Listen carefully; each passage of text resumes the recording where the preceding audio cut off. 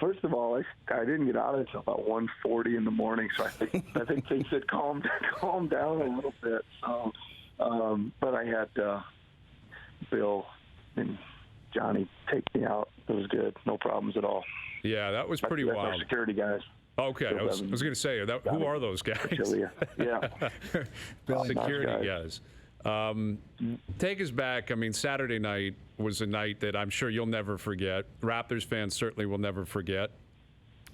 What was the experience like when the buzzer went off and you allowed yourself to accept the reality that you're going to an NBA Finals? I'd be honest with you, it was a little weird for me.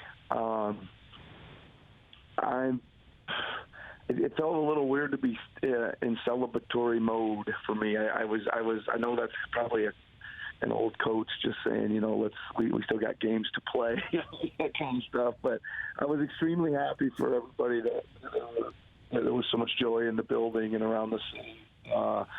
And the players, obviously, I told them before the game, I said, listen, you guys have earned this. You deserve this opportunity. You've played, so hard and so well and spent the entire season trying to get here, and you've earned it. So let's go get it done and let's enjoy it.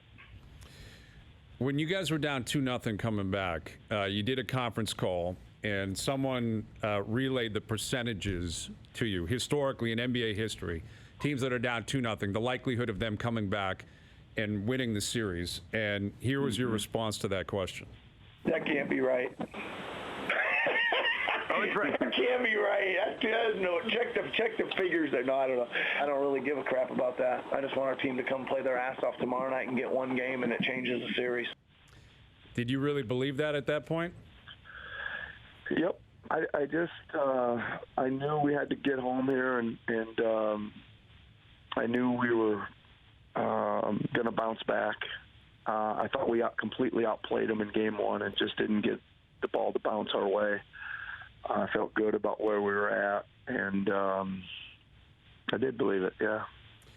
I think fans and media types, after a series like this, everyone goes back and reviews just the journey of the round, and different turning points. And do you do that as a coach? Have you been doing that over the past 24 or 36 hours, reviewing all 6 games? And if so, is there one moment in particular that you keep coming back to? I don't reflect on it that much. I mean, I could think back to the other series. Obviously, the day after Game 1 in Orlando, I knew we were upset and we were getting ready to, flip the switch in the right direction and start playing with much more intensity, effort, focus. After game, listen, doesn't mean you're not worried that something's seriously wrong, right? Because we didn't play very well at Game 1, and after Game 3 in Philly, where they blew us out, and Embiid went wild on us there.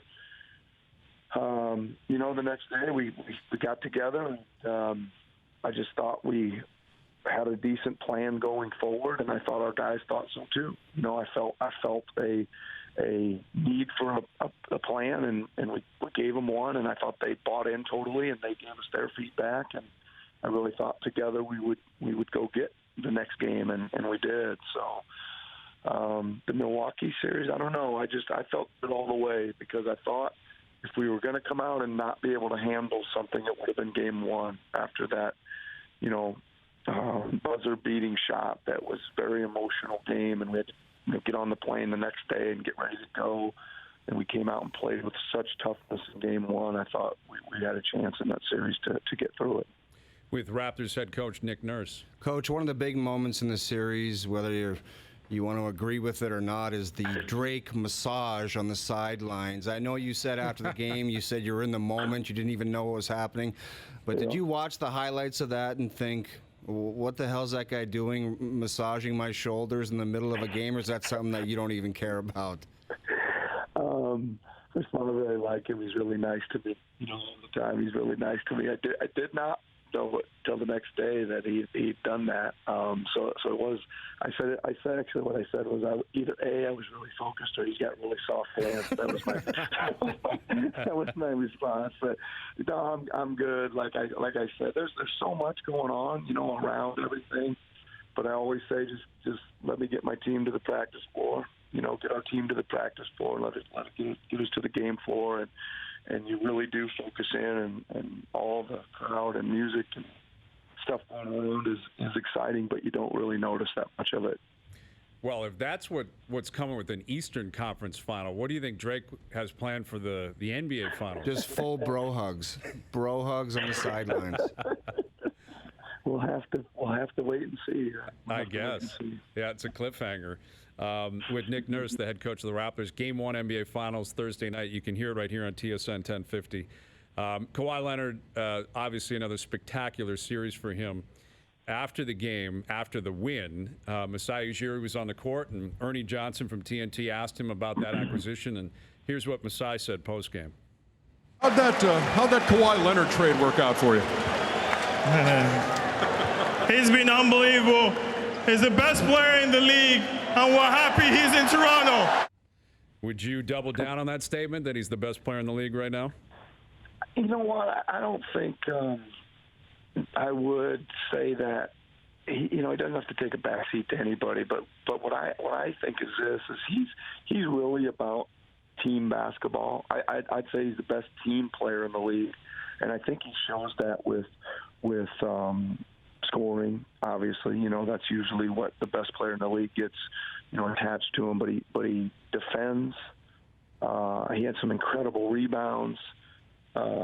He competes to win. So, I'd say he's the best team player in the league. Well, he can obviously bring a lot of knowledge as well over the next 3 or 4 days. He's been to the NBA Finals. Danny Green's been to the NBA Finals. As a head coach, though, you're going there for the first time. Who are you leaning on for advice or for knowledge as you get ready for your first run at this? Just same people I always do, man. I lean on the great coaching staff that I have. Right, they really put great game plans together. They challenge me in my decisions. They help me make them.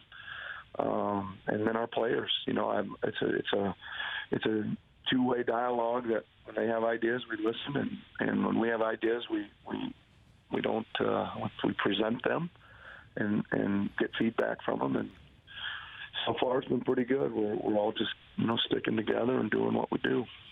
Coach, in my time playing hockey, going through some video sessions of the opponents and the great players, they're so good, you're watching it and you're thinking, I don't even know what the heck to do with that. It's just so good. Mm-hmm. There's not really any way to defend it. Is that kind of the same thing with dealing with Golden State, going through their tape and just saying, this is so good, I don't even know how to really game plan for that? Obviously they got some spectacular players, right? And they're going to make spectacular plays. And we talk about some things like, hey, like in the last series, Milwaukee was a great three-point shooting team, and a lot of times they'll come down and they'll make like 4 in a row. You're playing great, and all of a sudden you look up and you're down 12. Mm-hmm. And I said we can never let that. They're going to make some, and they're going to make it. There's going to be a stretch where they make 3 in a row.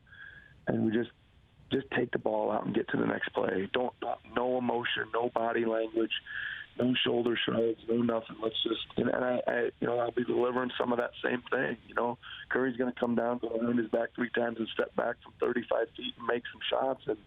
And I think what hurts you is how you react to it afterwards if you don't just keep playing. And that's what our message will be. Will you rely on the whole underdog story to try to hype up your team, or do you guys even feel like you're big underdogs? Not really. I don't think I'm really into that, kind of thing. I think that we have to believe we can beat this team. I know I keep saying, like they only get us 5 guys just like we do at a time, and we're going to have some guys give some great efforts, and we're gonna need probably 10 guys to hit the floor during this series, maybe more. And I expect it to be a long series. It's going to be a long series. What our game plan looks like in game one, and later in the series will probably be two different things, and our rotations will probably change, our matchups, who's guarding who, all those kind of things that have gone on in all these other series, really. And I think we just gotta win 4 more games, and I don't think that's a lot. How much of a benefit do you believe you guys are dealing with here, having home court advantage? Well, I think it's big. But you got to take advantage of it too, right? You got to hold your home court. I think it's big, and especially against this team, it's a tough place to play out there. Even though we've gone out there and won in the past, and we're a really good road team. But I think I would, if you gave me my choice, I'd take home court over not having it. That's for sure. Yeah, I would think so.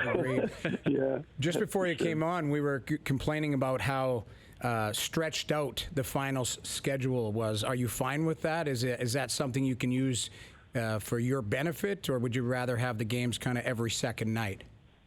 Well, you kind of, when you get into the long distance travel, it really matters, right? It's not so bad when you're taking an hour flight to Milwaukee or Philly, but when you're going 5 hours, it's for both teams. They probably need a travel day. Usually is what they throw in there when the series shifts, and obviously they try to get some games on Sunday night and all that kind of stuff, each week as well. But I kind of like it. I kind of like it the way it is. I mean, it's tough going every other night for a month like we just did. You know what I mean?